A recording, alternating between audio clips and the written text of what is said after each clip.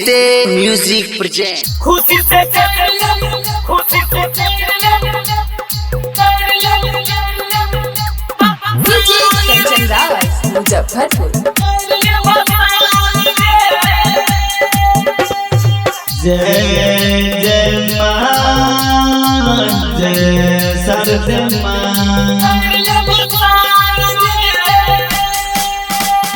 झगड़ा कोई नहीं कर बात मान रे रे झगड़ा कोई नहीं कर बात मान रे अरे झगड़ा कोई नहीं कर बात मान रे खुशी से कर ले बातान रे रे झगड़ा कोई नहीं कर बात मान रे खुशी से कर ले बातान रे सरस्वती मैया जाय छै अपना गाम रे खुशी से कर ले बातान रे रे झगड़ा कोई नहीं कर बात मान रे खुशी से कर ले बातान रे खुशी से अभी सुन रहे हैं संध्या एंटरटेनमेंट की शानदार प्रस्तुति।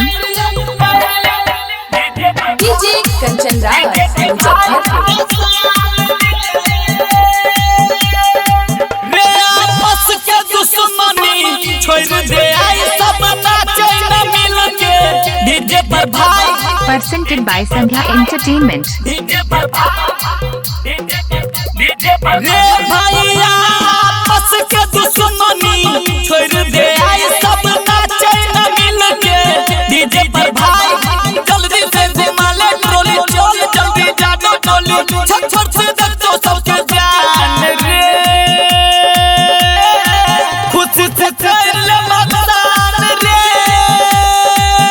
हे रे झगड़ा कोई नहीं कर बात मान रे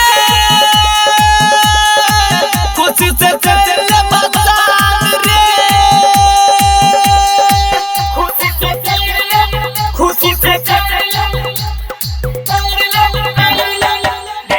डीजे कंचन रावत मुजफ्फरपुर।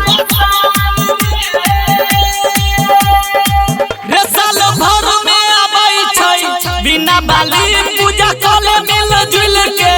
हाली हाली पूजा करे मिल जुल के रे भैया साल भर में आबै छै बिना बाली पूजा करे मिल जुल के हाली हाली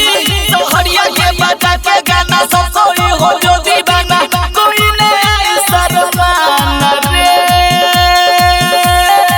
खुशी से कर ले बातान रे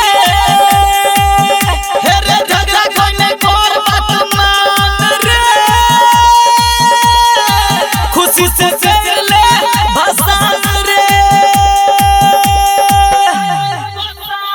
यदि आप चाहते हैं संध्या एंटरटेनमेंट के सभी ऑडियो वीडियो देखें तो चैनल को सब्सक्राइब जरूर करें और बेल आइकन को दबाना ना भूलें।